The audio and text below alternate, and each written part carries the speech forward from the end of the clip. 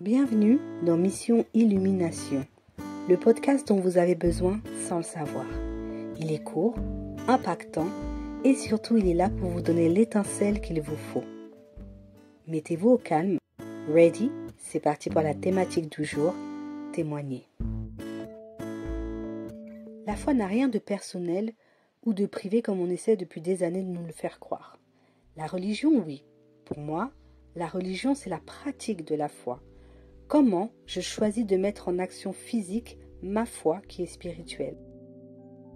Mais quand tu pries, entre dans ta chambre, ferme ta porte et prie ton Père qui est là dans le lieu secret, et ton Père qui voit dans le secret te le rendra.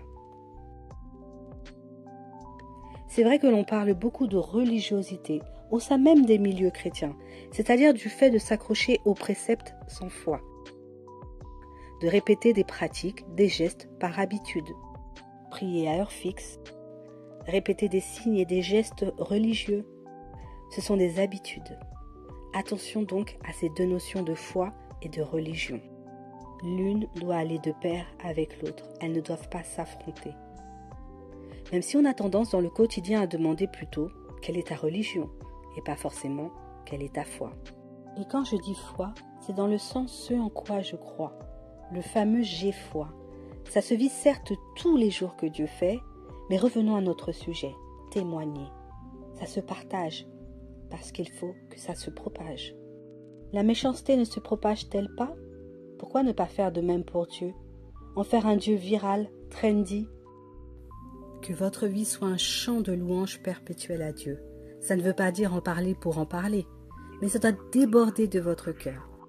Ça va devenir naturel.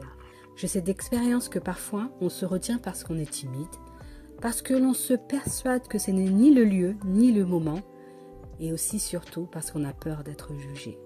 C'est un mensonge. Imaginez le monde comme un grand jardin. Et dites-vous qu'à chaque fois qu'entre guillemets vous faites le job, parce qu'on ne va pas se voiler la face, quand vous témoignez de votre foi, vous êtes assurément dans le plan de Dieu sur votre vie.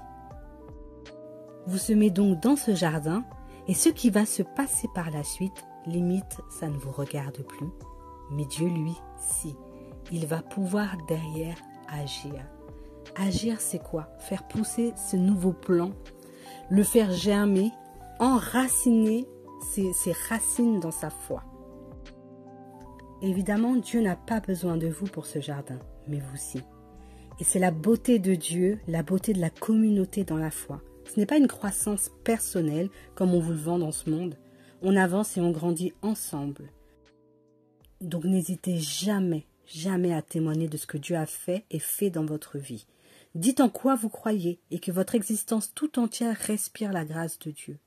Après tout, il vit en nous. Laissez-le s'exprimer pleinement. Il y a un passage qui marche très bien quand je suis un peu gênée. Oui, ça m'arrive aussi. Luc chapitre 9, versets 26 à 27, selon les versions de votre Bible, ça donne ça. En effet, celui qui aura honte de moi et de mes paroles, le Fils de l'homme aura honte de lui quand il viendra dans sa gloire. Ne regarde pas aux potentielles apparences, au jugement que l'on pourrait porter sur toi, ne regarde qu'à Dieu. Aie un cœur d'enfant, tout content de bien faire la volonté de son Père. Je vous assure que lorsque je félicite ma fille, ou mes élèves de l'éveil et la foi, ils ont les yeux qui brillent et ils essaient toujours de faire encore plus. Imaginez votre vie sur un écran de partie de bowling et la joie de votre père d'ajouter votre strike. J'aime bien imaginer mes propos parce que le jour où le mental flanche, le mensonge de l'ennemi résonne fort et ces images vont vous revenir. D'une, ça vous fera sourire et de deux, ça fera comme un catalyseur. La pression, la crainte de parler vont redescendre et ça va sortir tout seul. Allez, annoncez la bonne nouvelle du Christ aux nations. J'espère que vous êtes requinqués. On se donne rendez-vous au prochain épisode. N'hésitez pas à liker, commenter, partager.